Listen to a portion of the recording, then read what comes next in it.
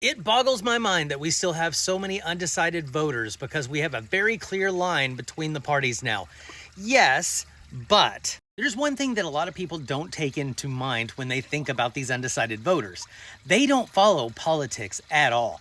They don't watch the news at all. There is a huge subset of people in this country that vote off of vibes and things that they hear their friends or family say or stuff that they've seen on Facebook.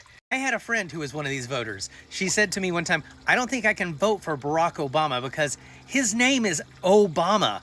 What is he going to do to this country? And I'm like, okay, first of all, he didn't name himself. And second of all, your last name is Beaverton, so...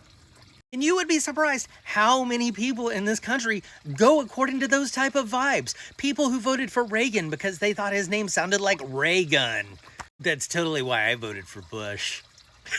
There are so many people in this country that have very, very limited political knowledge, and they just hear little things here and there, and they decide to make decisions based on these little half-assed things that they've heard. This candidate wants to give us socialized healthcare so you don't have to pay a premium every month, and you don't have co-pays and stuff like that when you go to the doctor.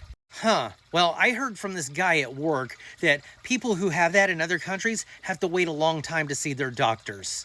Bitch, sometimes I have to wait 2 months to see my doctor here. I still have a monthly premium, I have to pay a co-pay, I have co-insurance, and that deductible. Don't even get me started on that goddamn deductible. Oh, well, I also heard from that guy, though, that once you hit a certain age, they stop treating you. They call them death panels. They just let people die. Yeah, that part, that's called fear-mongering. That's that person who has no idea what they're talking about, and they're feeding you lies so that you will vote against it. And the problem with that is that that's it. That is all the information they're taking in. The guy from work and the thing that you said. So they have to weigh that out to figure out who they trust more because they're not going to look it up for themselves. But when it comes to the undecided voter, it makes a whole lot more sense if you know the reason why.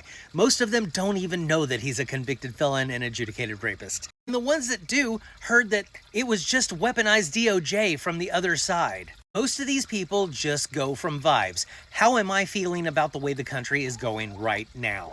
Shit's expensive. I might need to vote the other way because I just don't know. I don't like the way things are now. Did this other candidate say that they're going to get rid of all the expensive stuff? Because if so, I might go that direction. There's a lot of crime in my area. Will this guy get rid of that? If so, he's got my vote. What these people don't realize is that voting in their local elections would do a lot more to take care of those things than voting for the president. But they think the president is like a king because we don't have civics classes in this country like we used to. And that's why if we don't educate people on this subject, then we are cooked in this country.